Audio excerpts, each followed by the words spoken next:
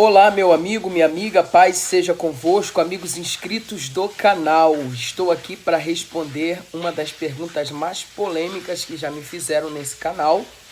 Mas, como eu me prontifiquei lá no Instagram a responder as perguntas e fizeram, eu vou ter que responder, né, gente? Vou botar minha cara a tapa aqui.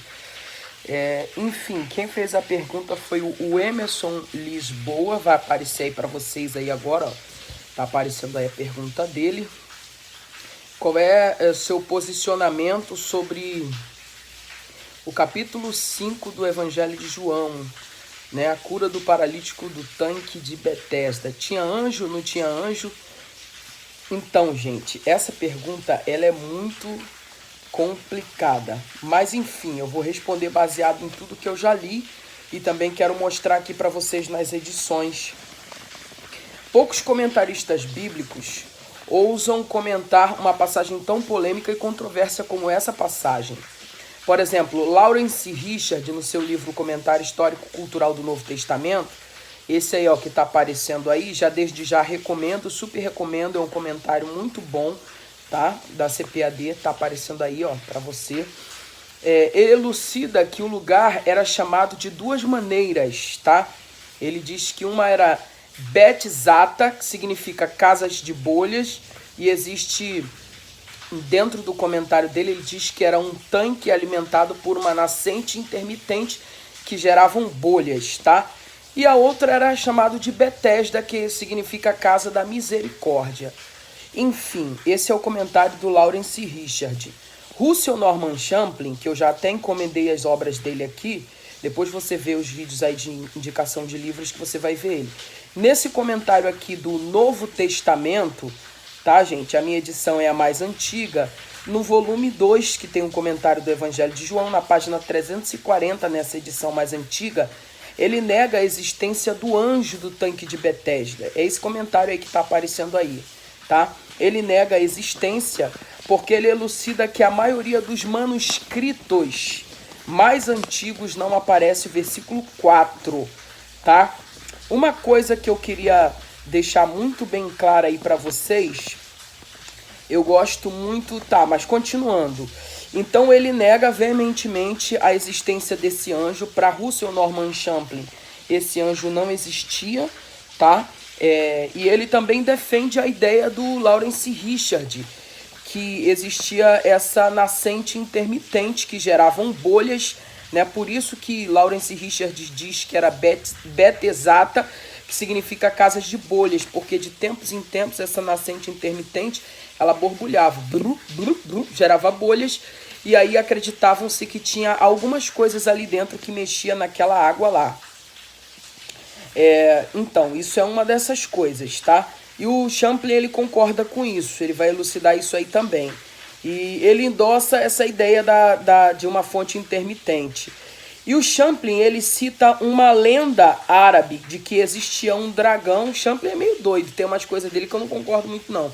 Mas existiam lendas que foram criadas em torno dessa passagem, que existia um dragão dentro ali do tanque, que ele dormia, e quando ele dormia a água ficava... Era quando ele dormia, né? Que as águas começavam a borbulhar, a mexer. Enfim, essa era uma das lendas. Outra lenda diz que ali era um tanque de Esculápio, adoração a Esculápio. Eu não sei se você se lembra, mas Esculápio, ele é o deus da medicina dentro da cultura grega. E se você observar, todas as ambulâncias que você vê na rua, ela tem uma imagem de tipo um bastão, como esse aí que vai aparecer aí agora, ó, e uma serpente enrolado. Isso é uma divindade de Esculápio, tá, gente? Então, criou-se uma lenda de que ali era um tanque em adoração também a Esculápio. Tem até um vídeo no YouTube, não sei se ainda tem. Eu assisti ele há muitos anos atrás, deve ter mais de 10 anos, de um pastor chamado João Hermel. Depois você procura aí, João Hermel, tanque de Betesda, que deve aparecer no YouTube, tá? Eu não sei se ainda existe, eu vi esse vídeo há muitos anos atrás. E ele endossa essa ideia da adoração a Esculápio ali no tanque de Betesdas. Mas enfim, uma coisa que eu gosto muito da Bíblia Ara, tá? Porque a Ara, Almeida Revista e Atualizada, quando não tem no original um versículo, pelo menos em alguns manuscritos, ela aparece escrita com colchetes. Por exemplo, João capítulo 5, versículo 4, aparece escrito aí em colchetes. Você depois pega uma versão da ARA e confere com a da Almeida Revista e Corrigida. Na Almeida Revista e Corrigida, se me falha a memória, se não me falha a memória, não aparece colchete, mas na ARA aparece.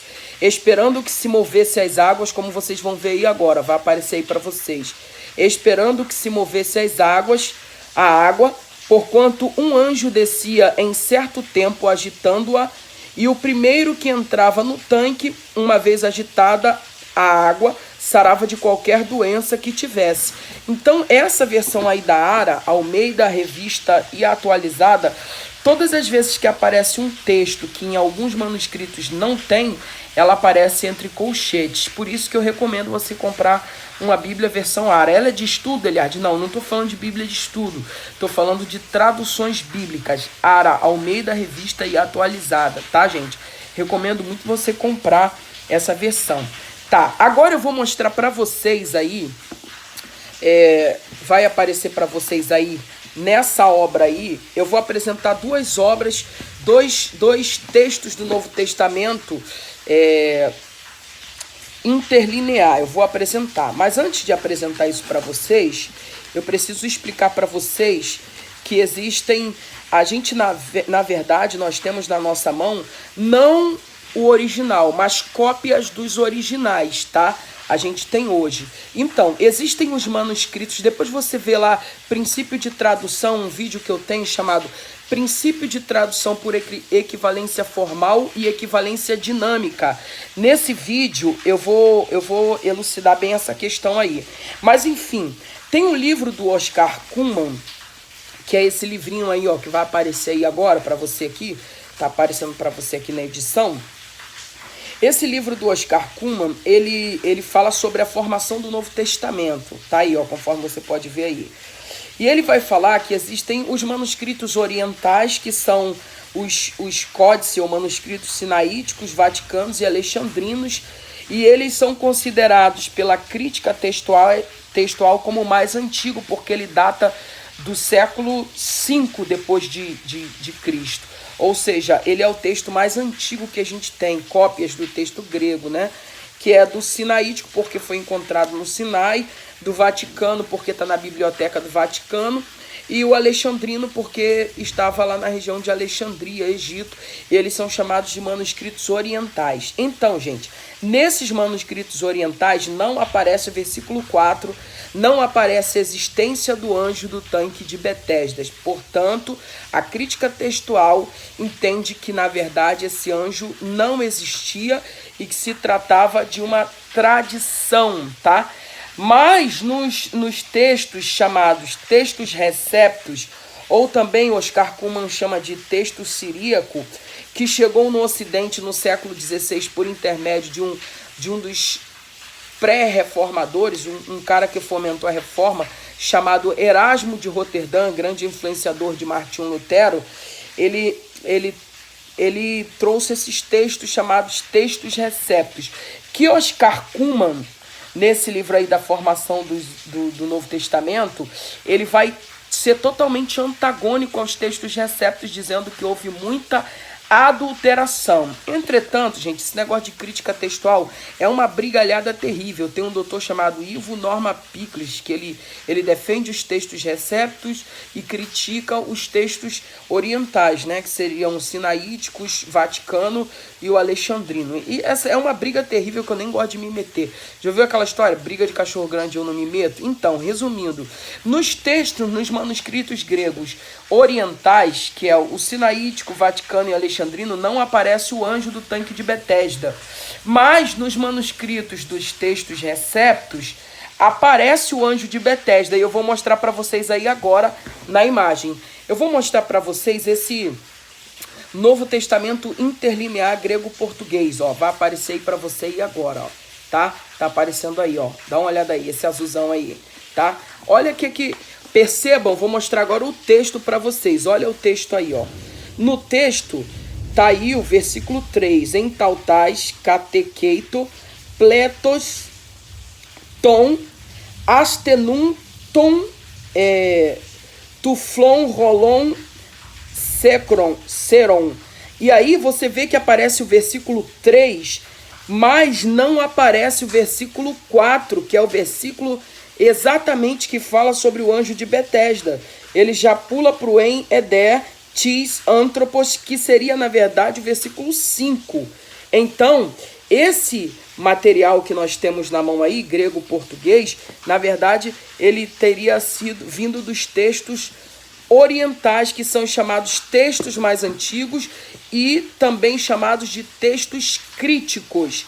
Agora eu vou postar para vocês aí outro texto que seria dos manuscritos ocidentais, que viria tipo de Erasmo de Roterdã. Observa aí que o mesmo texto aparece já o versículo 4 do texto do anjo do tanque de Betesda, tá? Aí, ó, de novo, em Tautais, Catequeito, Pletos, Poluton, Stenunton, Tuflon, Rolon, Seron. Aí aparece até um pouco mais de versículos aí. E aparece mais embaixo o versículo 4. Já começa com Angelos Gar Katá Kairon. Esse Angelos aí, você pode ver aí, dá uma observada aí, tá bem pequenininho. Mas um anjo, pois, a cada tempo descia, Katabainen, né?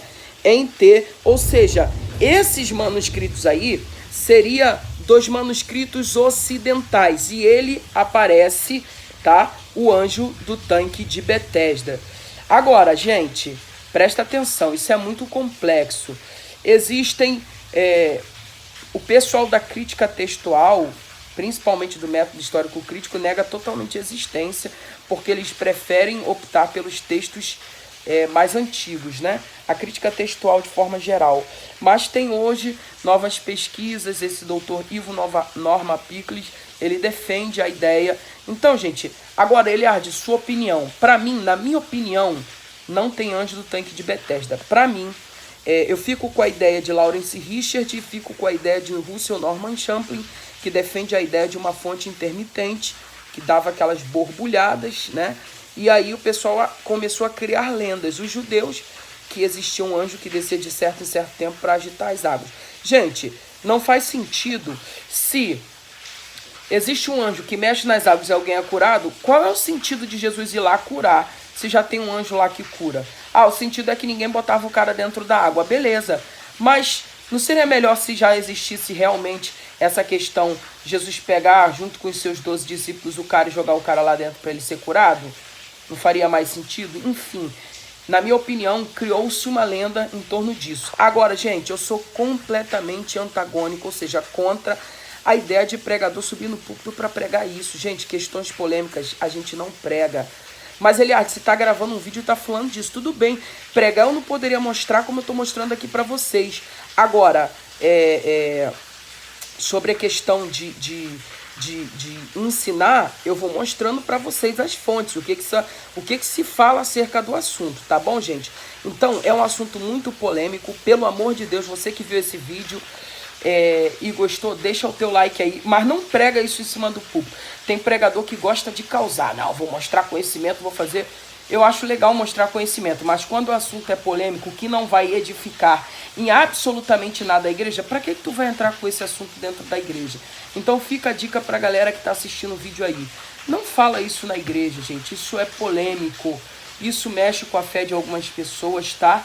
Então, eu espero que você tenha gostado. Se você gostou, deixa o teu like aí, abençoado aí.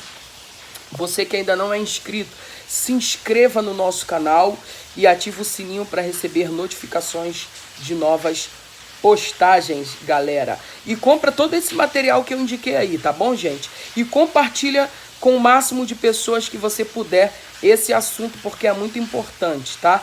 Fica na paz, grande abraço e até o próximo vídeo.